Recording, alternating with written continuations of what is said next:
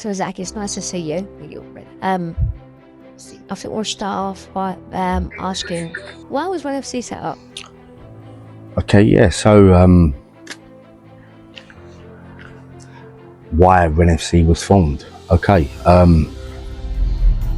WrenFC was formed because we lost our son Ren to SIDS at 4 months old. So on the night that Ren passed away and he was taken by the angels and stuff, I went in to give him his last feed, his last bottle. I went in, picked him up, and he was lifeless. That night will always stick with me until, like, even now. I've not really spoken about it because I think what I've done is I've found the love of football and the love of sport, and I've channeled a lot of stuff to maybe not forget it or suppress it, but I found a way to how can I put it, to channel my anger, my guilt, not my guilt, I've got nothing to be guilty for, but my anger, what's the word, I'm gutted, absolutely gutted, because I was a stay-at-home dad. When Ren was born, my wife said to me, look, you can stay at home with him and I can go to work. And I was like, well, a man stay at home looking after his son, looking after 2 kids while his wife goes to work. I mean, back in the day, that wasn't a dumb thing, was it? Like, for a man to go to work, a man to stay at home with his kids while the wife goes out. But times do change, and I'm not being funny, I absolutely relished in the fact that I could stay home with my kids and be a stay-at-home dad. I loved it. Like, when I say loved it, I mean, sorry. When I say loved it, I literally relished every moment with my children, because I knew I was the dad. Like, I had put them to bed, I bathed them, I brushed their teeth and stuff like that. Obviously my wife did that when she come home, but that was our little setup. Like, I was willing to give up work, give up a good paid job so I could spend time with my kids. I'm not saying it like my wife didn't want to do that, but my wife she had a good paid job as well, but she had a lot of what's the word? She had career prospects, so there was a path for her to go and be great. Do you know what I mean? So for me, it was literally, you go and be great, I'll look after the kids, you look after the kids when we come. We do it as a team. But cut a long story short, I'm rambling. Over 3.5 years ago, I picked my son up, and he was lifeless. He fell asleep. He fell asleep and didn't want to wake up. He forgot to wake up, and he was taken. He was taken by the angels. He was taken by someone, higher power, whoever. And I miss him. I do miss him. I miss him every day. I have my moments. But the reason, going back to your question, the reason why WrenFC was set up was because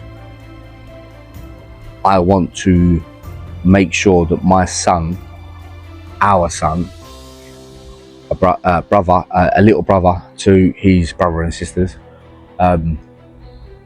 his name lives on, as well as Reese. We'll get into Reese as well after in a bit, but my boys' names will always live on. So that question, so to answer your question, the reason why WrenFC was set up was because I want to make sure that baby loss awareness is out there. It's not a taboo subject. Even though it is a taboo subject, I want to make it. I want to make everyone know that babies lose their lives every day, and there is heartache with families every single day. We're all human. No matter how much we hate someone, we wouldn't wish that on our own worst enemy. Life is precious. So yeah, the reason why Red FC set up was because I wanted to let my boys' names live on, and help others as well. What? Yeah, I've answered one. I've answered one question. Do you want to come in? So WrenFC has been going just under 4 years now. I think my biggest question would be, what keeps you motivated? Like how does this team keep you motivated? How does everyday life keep you motivated to keep doing what you do and doing what your team does for you and for each other on a day-to-day basis? I work my hardest to, well, I've got a team behind me. My team, the boys that I've got involved with Ren, but a lot of it goes down to me and Finley Hill. If you don't know him, get to know him. Mad carpenter, absolutely mad skills he's got. He is our player manager. He's one of our main sponsors. What gets me motivated is the first line to that question. I think what gets me motivated is the fact that you can't. Tomorrow isn't promised. Tomorrow is not promised. So I can look after my children, and the way I see it, tomorrow we all, as a family, may not be here. Like what happened with Ren. 1 minute he was in his cot after a nice full belly, and then the next he was gone. So I think what motivates me is the fact that I want to help others. This badge means more to me than anyone would understand.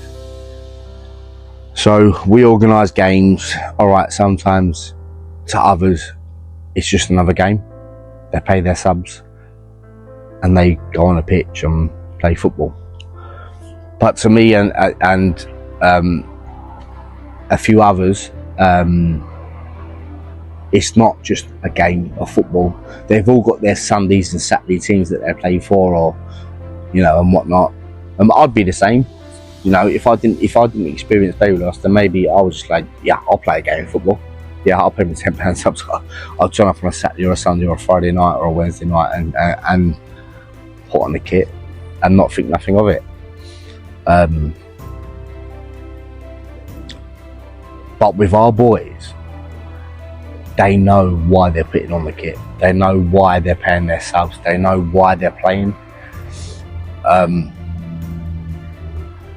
So I think what motivates me is the fact that I've got people around me, not just family, but I've got friends around me that want to play football and put the kit on and represent WrenFC, this badge.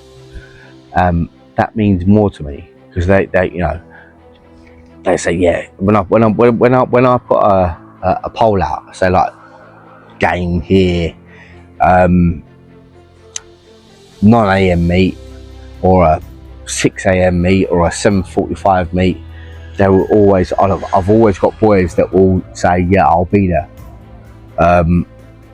Within 2 days I've got 16 players that want to play, and they know why they're playing. Like I said, they know why they're playing. So I think motivation isn't motivation isn't something that I'm good at. It's something that I need to be pushed with. And I've got friends and a circle, and I've got a family, a RenFC family that push me to keep getting games and stuff like that, even when I'm at my worst. So yeah, I'll do it for the boys. I'll do it for myself, my family, but most importantly, I think I want to continuously get games, even if we don't raise money for our chosen charity, or we don't raise money, no money at all. But I think as long as we're raising that awareness around that taboo subject of baby loss, I think that's massively important. It has to be, because it's never or rarely spoken about. But we want to change that. At RenFC, we all want to change that. From me to my manager, my right-hand man, Finley Hill, to the boys that put on the kit, to our skipper, Lewis Hopkins. They're all dedicated to the team. Like I said, if I put a game out, the boys are on it straight away. If we haven't got that enough numbers, then they'll rally round and they will get numbers. So, in answer to your question, what motivates me is the boys. It's their dedication. I thrive off them, and I respect them, and I love them. So, going on to your next question about the real Zach. So, I'm not an angel. I have got demons.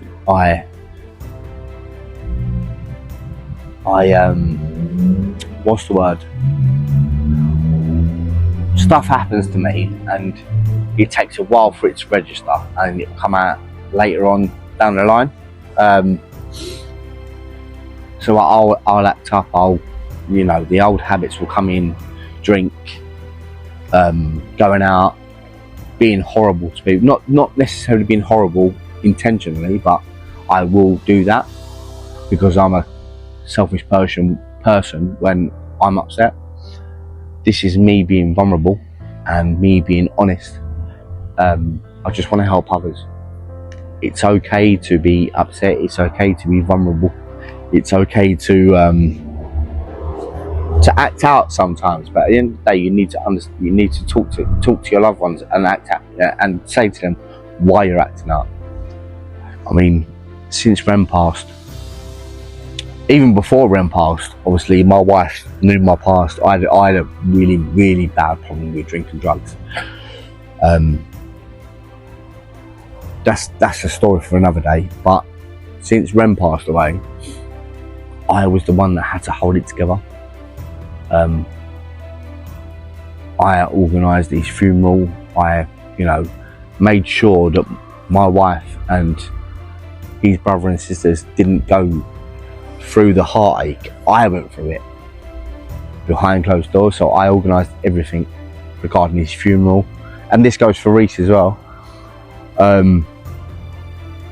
But I am blessed. I am so blessed that I am one of those people that can be honest and open and get vulnerable in front of a camera and then go and share it. Like, who does that? Because sometimes the real Zach is a talented, honest, wears his heart on his sleeve.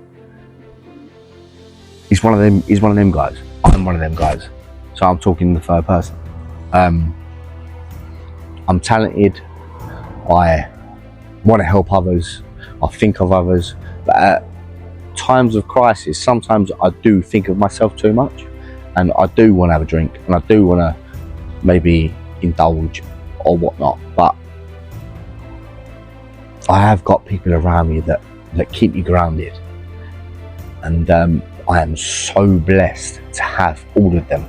My wife, most importantly my wife, my two children, I won't say their names, but my two children that I've got with previous partner, they're amazing. Obviously they're older, so they understand a lot more, but they are just absolutely amazing children. They support me, I support them. But I think the most important thing that I can, out of this little WrenCast, that I can say to you as a dad, as a mum, is never ever be afraid. Never ever be afraid to get emotional in front of your children, because it helps your children to get emotional in front of you instead of sitting on pads and phones and whatnot. Sometimes I get upset. If you've asked me, you know, the rules act, and I'm explaining it to you. So sometimes I'll get upset for certain things. A lot of it to do with Wren's passing, and obviously we've got a newborn, and he reminds me of Wren. And it was only like last week where my daughter was with me, and she's a teenager, and I got really upset to the point where I was hysterical, because Rafi was doing a lot of stuff that Wren used to do, and it just threw me for six. And my daughter held me and she said, "Daddy, it's okay." She said, "Daddy, it's okay, I'm here." And I strongly believe that the fact that the only reason why she does it is because I get emotional to her, I get emotional to her brother, I do get emotional to their mum. But your answer to the real Zach is, I have my flaws, I can be an absolute arsehole at times, and I mean an extreme arsehole, don't mean to be. I wear my heart on my sleeve, and I just want to help others. And doing this and answering your questions, hopefully when this gets aired, it helps someone else. Yeah, I can be an arsehole.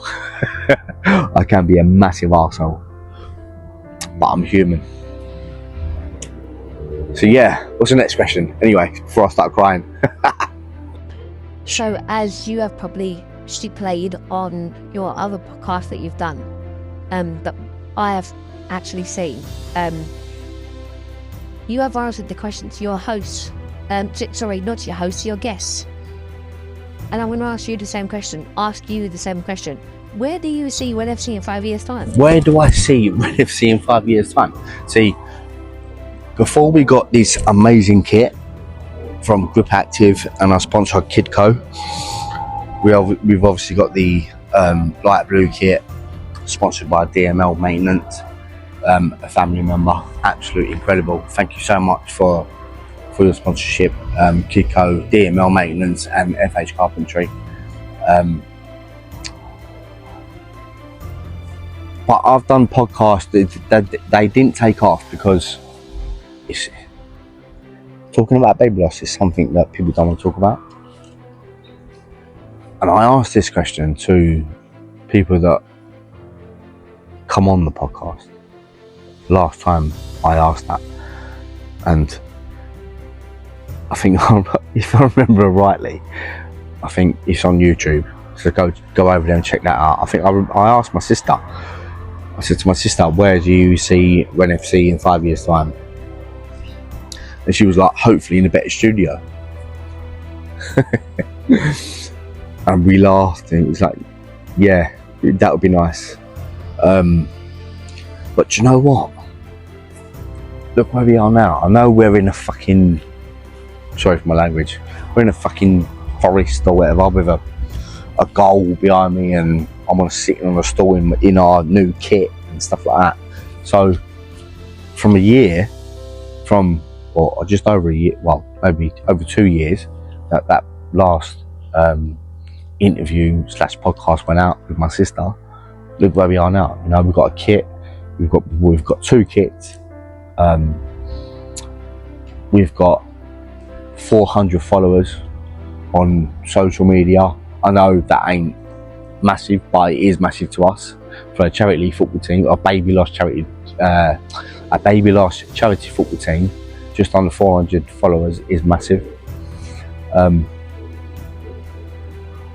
So where do I see us in 5 years' time? Do you know what? I'd like to see us help, help others. Still helping others in 5 years' time, where they can, message us and see our story. It's not just like I'm the co-founder at WrenFC, so it's not just about what I do and the videos that get put out. It's a collective. So I will organise games, I'll get the readies in and whatnot, stuff like that, but it's what goes on in the background. So I'll organise the games, I'll do all the social media platforms, but I've got to say a massive shout out to all our loyal players that want to just turn up, even if they've got a Sunday game. Like Mikey, if you probably don't know him, but Mikey, like he said to me today, like, fuck it, I'm playing for you on Sunday, even though he's got his first game of the season for his Sunday team. Finley Hill, our player manager, very good friend of mine, and our sponsor, he puts so much work in and dedication to this team. You don't understand. Obviously, it looks so good on paper, where you can look on social media and all these posts go out and it looks fantastic. But it is very stressful, especially running a charity football team, because you have to reach out to other teams, and then nothing is ever for free. So you can get a ground, and you've got to pay for a ground, then you've got to pay for refs, and then you've got to pay for this, you've got to pay for that. So by the end of the game, you've probably raised £10 for a charity. But I have got such a good team behind me. From me, my wife, my kids, to, like I said, Finley Hill, Jermaine, Attila, Lewis Hopkins, our skipper. We have got such an amazing bunch of boys. So where do I see Ren in 5 years' time? I don't know, is the honest answer. I completely don't know. It's down to the boys. It's down to us. It's down to us as a family to determine where we go. So yeah, that's my answer. Where do we see WrenFC in 5 years' time? I don't know, but it just boils down to the dedication, not just from me, but from our family that put on this kit every time we got a game. So yeah, absolutely inspirational.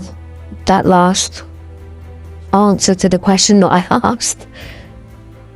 So another question: if you could give one message to families that have gone through what you have been through, what would that message be? A message that I could send to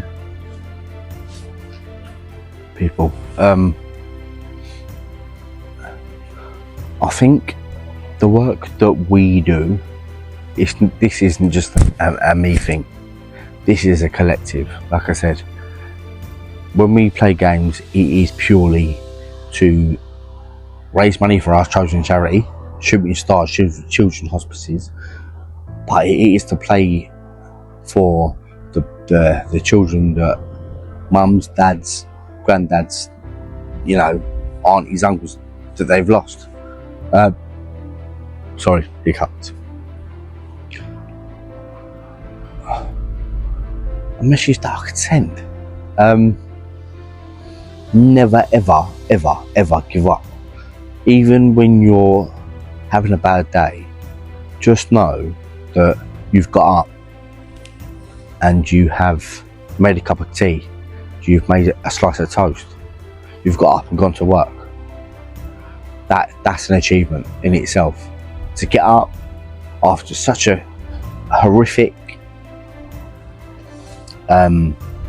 loss, to be able to get up, go to work, have a shower, brush your teeth, that's amazing. That is amazing. Take every day as it comes, because tomorrow is never ever ever guaranteed. You are who you are. You are the product of your surroundings. And if you're lucky enough, like me, to have a family and friends that support you on your journey, fantastic. If you're not lucky enough to have a family or friends, just know that we are here. Like WrenFC are here. If you ever are at a stage where you have no friends, you have no family, and you're not blessed like me to have that, there are people out there, there are, you know, professionals out there that can help you. But just know that WrenFC will always be here for families that have lost a baby, children. If you're a single mum, if you're a single dad, it doesn't matter. Reach out to us. I know it's easier said than done, but just reach out to us, because we have got a massive family support that can help you. We've all got our stories, we've all got our lives, but I am very dedicated, very honest, very open to helping a single dad, a single mum, a single grandparent, even, you know, a big sister or a big brother that hasn't got mum and dad, but they've lost their little brother or little sister. We are here. WrenFC are here.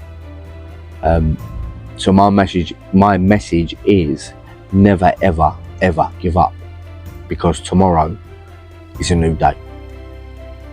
Trust me, tomorrow is a new day. So let's run this podcast off, or / interview us with 3 quick fire questions. The first question is, you are a good player, Zach, and you always have been. You've been through the academies when you was younger, and you've always played at a good level until you done your knee about a year and a half ago. Am I right? If there was one player that you could play with, who would it be and why? Right, now we're getting down to nitty-gritty. One player that I could have played with. So I have played at a brilliant level from my late teens to my early 20s. Didn't make it, as a lot of us don't.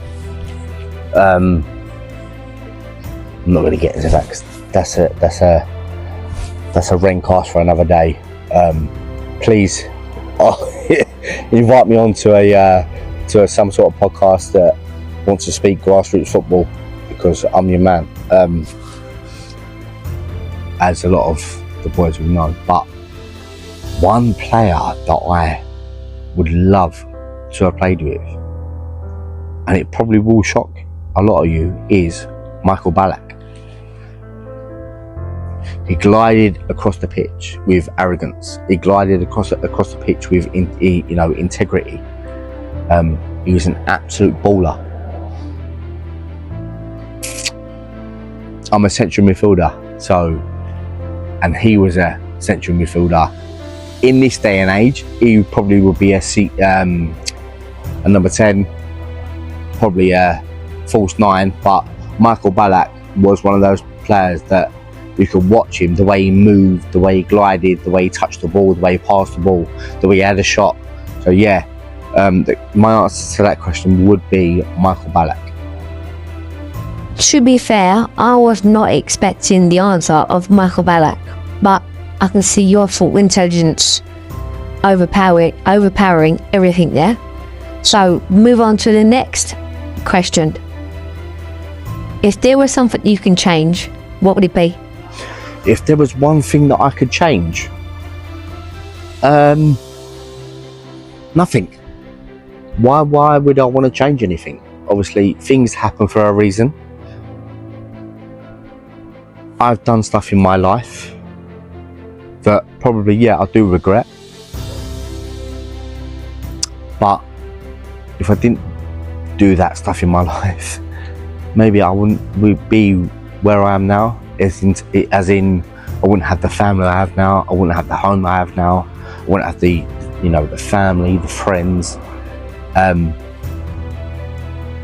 don't get me wrong, I've still got my demons, like till today, but tomorrow's a new day, but no, don't ever have any regrets.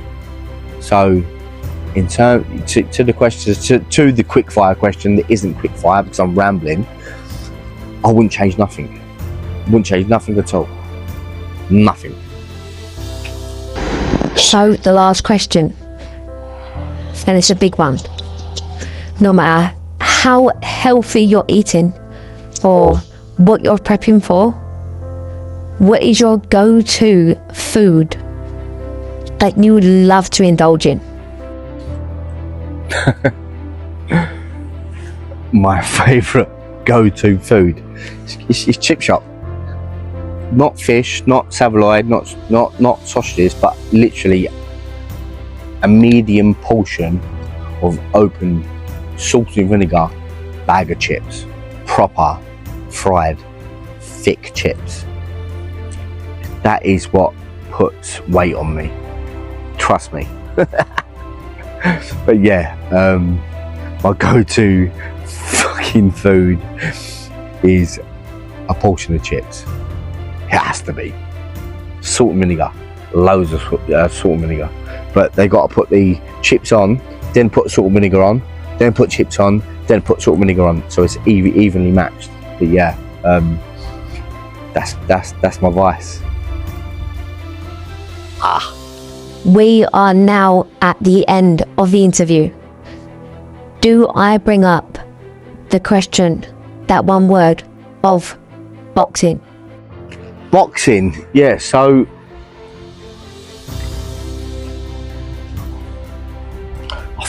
I think this is a questionnaire for another day. It has to be. If there's anyone out there that wants to have a little chat with me about boxing, I think that's a conversation for another day. But yeah, peace. Thank you so much for having me on today. Please follow WrenFC if you can. YouTube, Insta, Facebook. Come on our journey. We ain't going nowhere.